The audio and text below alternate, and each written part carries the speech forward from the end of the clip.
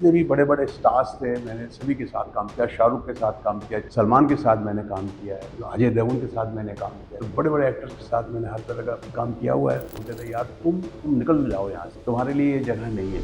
लेकिन मैंने किया, वो मेरे को शौक था, जुनून था और स्टेज में जाने का, कुछ करने का। करेक्टर आर्टिस्ट हूँ, मुझे रोल मिलता। मैंने तो दो दो सीन के रोल्स किए हैं सर, समझे आप। बच्चन साहब के साथ में मेरी पहली फिल्म थी कालिया, जो हार्डली मतलब मेरी 4 लाइनें थी उसमें।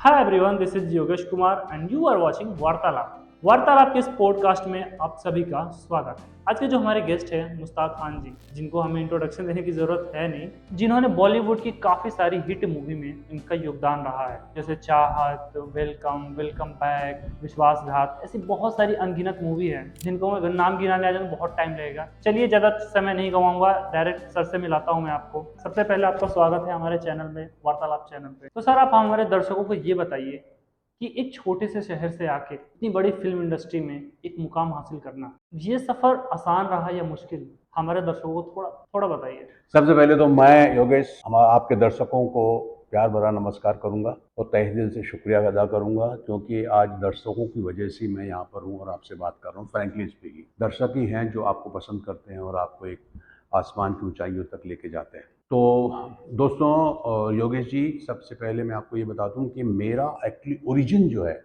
वो है थिएटर। मैं कोई शौकिया नहीं आया। मैं यहाँ की चमक धमक देख करके नहीं आया कि वहाँ जाएंगे और कोई ग्लैमर है और ये है वो है। मैं सही बता रहा हूँ, मैं थिएटर से जुड़ा हुआ था और यहाँ आने के बाद भी थिएटर से जुड़ा रहा। मैंने जब अपनी एक्टिंग शुरू की थी, मैं जब 6 स्टैंडर्ड का था, तो मैं नाटक करता था।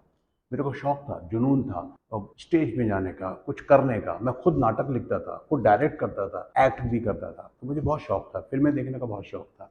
फिल्में देख देख कर मैं कहानियाँ लिखा करता था। तो थिएटर का मेरे को एक जुनून था, शौक था। वही शौक मेरे को स्कूल में रहा, कॉलेजेस में रहा, और मैंने कॉलेजेस पर, स्कूल में मेरे को बहुत सारे अवार्ड्स मिले।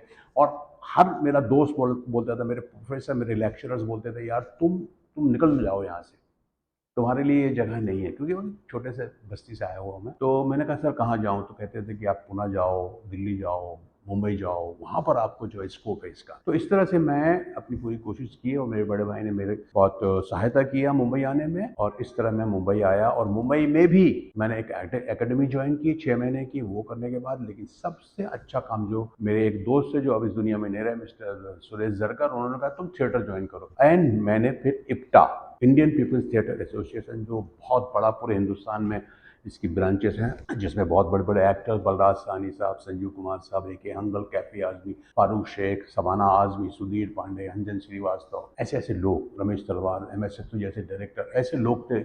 उनके साथ मैंने नाटक किया और वहीं नाटक से ही मुझे सलीम खान, जो राइटर, बहुत बड़े, इतने बड़े राइटर, उन्होंने मेरा एक प्ले देखा और मुझे अपने घर पे बुलाया और मेरी बहुत तारीफ की। और उन्होंने ही मुझे महेश भट्ट से मिलाया और इस तरह से मैंने भट्ट साहब के साथ कुछ 15 फिल्में की, मेरी एक पहचान बनी। सर, आपने बॉलीवुड की बहुत सारी हिट मूवी में काम किया है और बड़े स्टार के साथ काम किया है, जैसे अमिताभ बच्चन के साथ आपने काम किया है, शाहरुख खान के साथ किया है, अक्षय कुमार के साथ आपने काम किया है।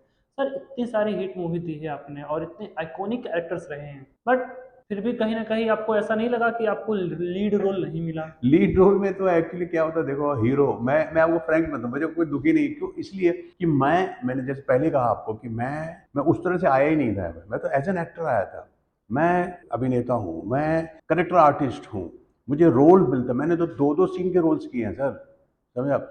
बच्चन साहब के साथ जो मेरी पहली फिल्म थी कालिया, उसमें आप देखिए मैंने एक रामदीन का करेक्टर किया, जो हार्डली मतलब मेरी 4 लाइनें थी उसमें, और स्ट्रगल के दौरान थी वो, लेकिन मैंने किया वो।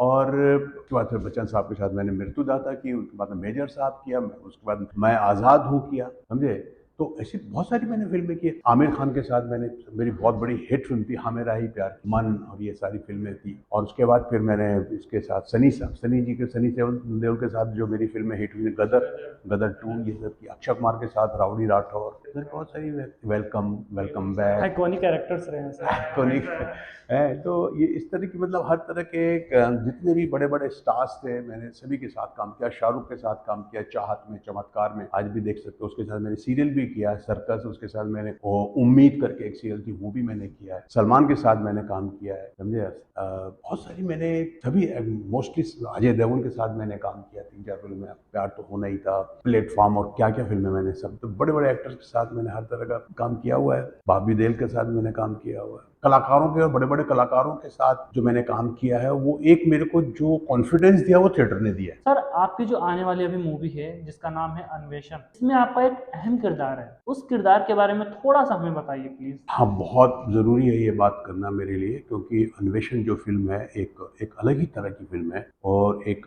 हट के रोल मुझे मिला है। जनरली अब जब आपने देखा होगा बहुत सारी फ़िल्मों में मैंने ज़्यादातर कॉमेडी रोल, वो इसलिए कि मतलब कॉमेडी एक मेरी एक हम आई प्यार की बहुत हिट हो गई थी, आशिकी हिट हो गई थी, तो वो हर कोई मेरे को कॉमेडी रोल देते थे। लेकिन उसके बाद मेरे को बहुत कम सीरियस रोल में बहुत कम लोगों ने मुझे, निर्माताओं ने या आर्ट डायरेक्टर्स ने मुझे मौका दिया। लेकिन ये अन्वेषण जो फ़िल्म है, it's a different, it's a serious, it's मेरा रोल जो है, इट्स फादर ऑफ हीरोइन, एक हीरोइन के फादर का रोल है, और वो भी गांव का है जो जंगल में रहता है, समझे, वहाँ पे, और अपना जो है थोड़ी बहुत खेती बाड़ी करके ये वो करके अपनी बेटी के साथ वहाँ पे रह रहा है वो। अन्वेषण एक ऐसी फिल्म है, अन्वेषण का मतलब मैं आपको बता दूं, रिसर्च। ये कहानी एक बॉटनिकल जो स्टूडेंट होते हैं, बॉटनिकल जो बॉटनी सब्जेक्ट होता है, मतलब ये पेड़ पौधों वाला है, तो एक, अब हम गांव में रह रहे हैं। और अच्छा ये बता दूं सबसे पहले मैं कि ये फिल्म की हमने शूटिंग जो की थी, घाटशिला करके एक जगह है, घाटशिला, झारखंड में, जी हाँ, झारखंड में एक जगह है घाटशिला, वहाँ मैं पहली बार गया था। वहाँ पर एकदम बहुत घना जंगल है, काफ़ी जंगल। तो इसके जो प्रोड्यूसर हैं वो विजय कनोदिया, और इसके जो डायरेक्टर हैं मोहम्मद इस्माइल, बहुत ही उलझे हुए सुलझे हुए बहुत प्यारे इंसान, बहुत ही सॉफ्ट स्पोकन, और उनमें कोई किसी तरह का कोई वो उलझन वाली बात नहीं और कोई कन्फ्यूज़न नहीं, बड़ा बहुत ही क्लियर कट वो बताते थे कि ये। तो उन्होंने काफ़ी स्टडी की हुई थी अपने स्क्रिप्ट में, और वो उन्होंने मुझे जब रोल सुनाया तो मैंने कहा यार ये तो डिफरेंट रोल, इसको करना चाहिए। कुछ रोल्स आपके साथ होते हैं चैलेंजिंग रोल होते हैं, वहाँ पे ये नहीं था कि कॉमेडी रोल है, ये करना है वो करना है, या विलेन का रोल है, ये एक अलग ही रोल था।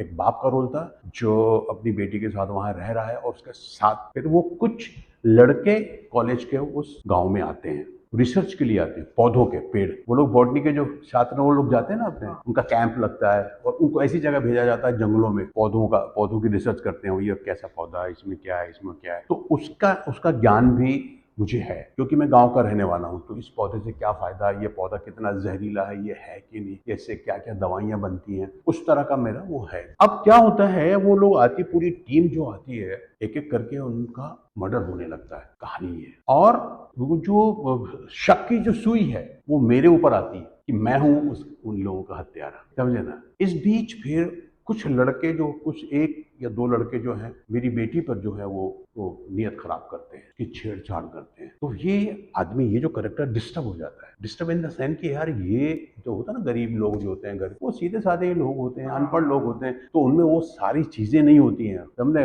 वो जो बनाते हैं लोग। सर जो अन्वेषण मूवी है इसमें काफी सारे फ्रेश एक्टर हैं, फ्रेश तो फ्रेश, सर आपको हाँ। फ्रेश एक्टर के साथ काम करके कैसा लगा। देखिए सर, मैं तो ना, मैं नए एक्टर और पुराने एक्टर की बात ही नहीं समझता। हालांकि एक एक्टर जो है काफ़ी यहीं का, बॉम्बे का था, राजकुमार कनौजिया, हाँ, वो मुंबई का था, वो काफ़ी फिल्में कर चुका। वो बाकी सारे एक्टर्स वहाँ के थे, कलकत्ता के थे, कुछ झारखंड के थे, तो अच्छे एक्टर थे, ऐसी बात नहीं है।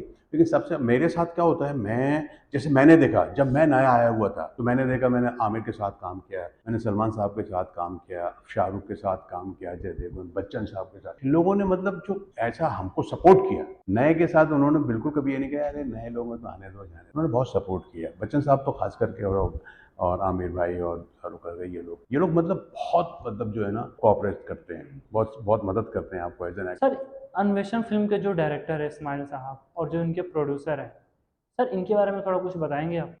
मोहम्मद इस्माइल साहब, जैसे कि मैंने आपको कहा कि बहुत ही सुलझे हुए डायरेक्टर हैं, और उन्होंने स्क्रिप्ट में बहुत काम किया था।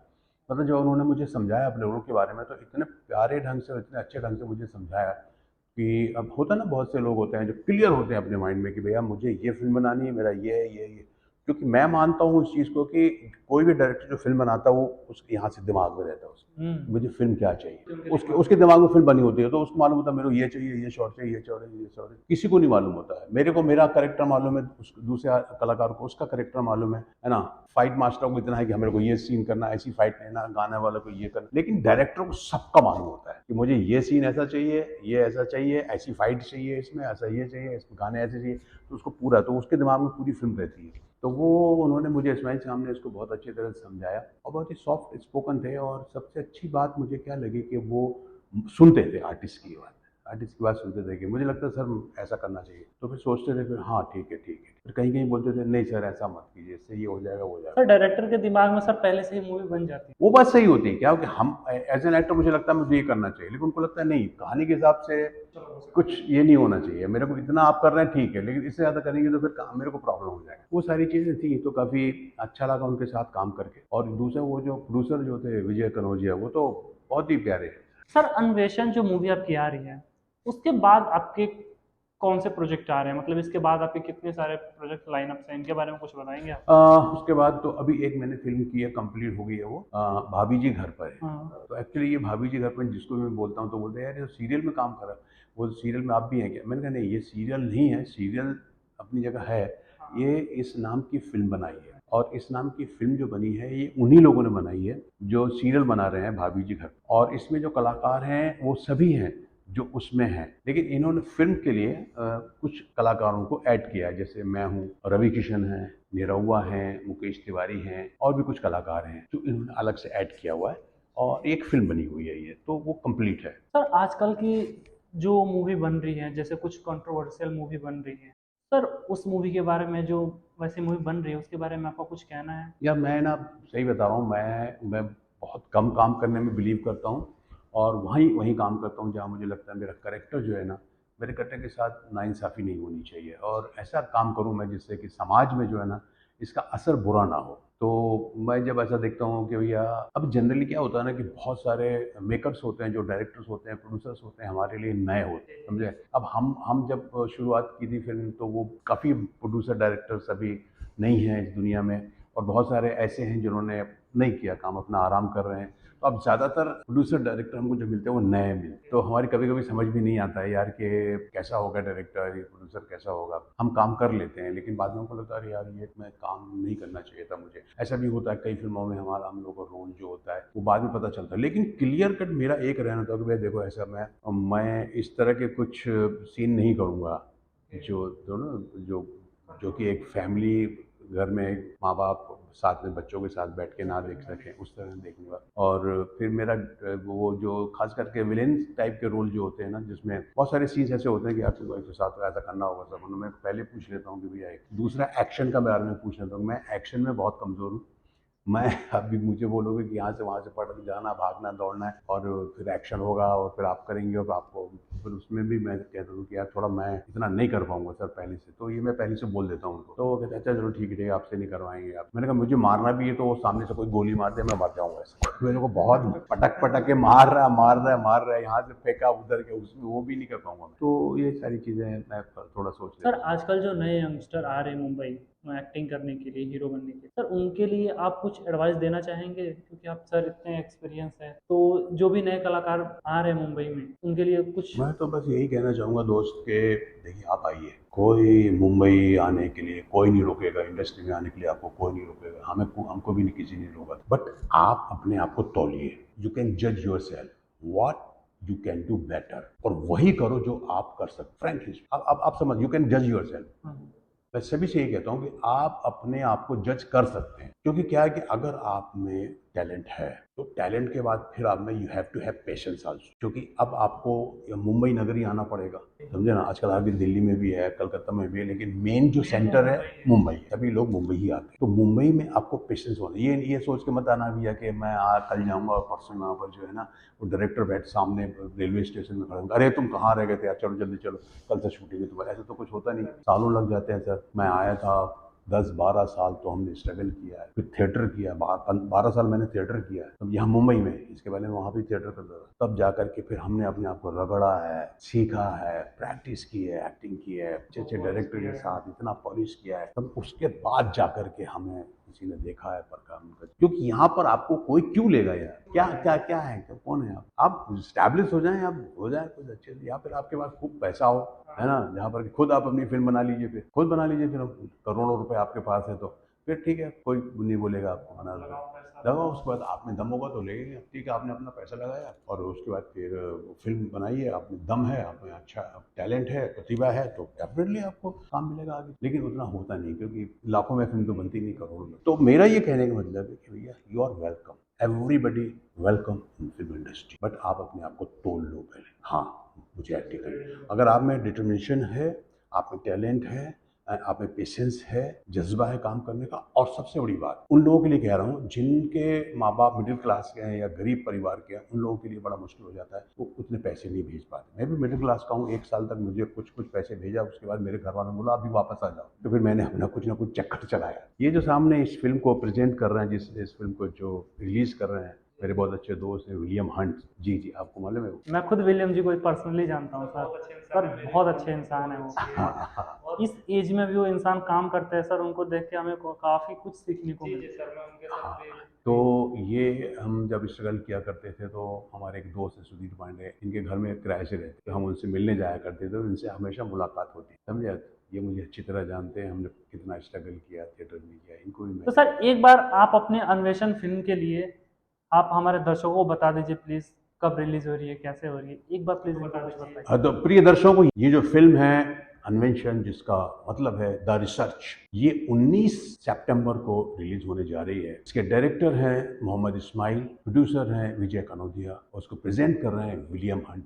और मैं आपसे पर्सनली एक रिक्वेस्ट करता हूँ, प्लीज़ ये फिल्म देखिए, ज़रूर देखिए, बहुत अच्छी फिल्म है और इसका सब्जेक्ट बहुत अच्छा है। आप बहुत सारी फिल्में देखते हैं, ये भी देखिए और अपना फीडबैक दीजिए। इस तरह की फिल्में अगर आप देखेंगे तो प्रोत्साहन मिलेगा प्रोड्यूसर के लिए, जो ऐसी फिल्में बनाते हैं, कम बजट में बनाते हैं, बड़ी ईमानदारी के साथ, बड़ी मेहनत के साथ बनाते हैं। तो I wish all the best for this film अन्वेषण, और इसकी जितनी पूरी टीम को मैं विश करता हूँ ऑल द बेस्ट। बिल्कुल सर, हमारी तरफ से भी दुआ है कि आपकी फिल्म सुपर डुपर हिट हो, और वार्तालाप की हम व्यूवर से भी बोलते हैं कि आप प्लीज़ अन्वेषण मूवी ज़रूर देखनी चाहिए, काफ़ी अच्छा कॉन्सेप्ट है, कुछ यूनिक है, और इनको बहुत सारा प्यार दीजिए। थैंक यू सो मच वार्तालाप में आपको आने के लिए। थैंक यू वार्तालाप के सभी दर्शकों को मेरा बहुत बहुत नमस्कार, धन्यवाद। Thank you so much guys, मिलते हैं अब नेक्स्ट वीडियो में, तब तक के लिए आप अपना ध्यान रखिए।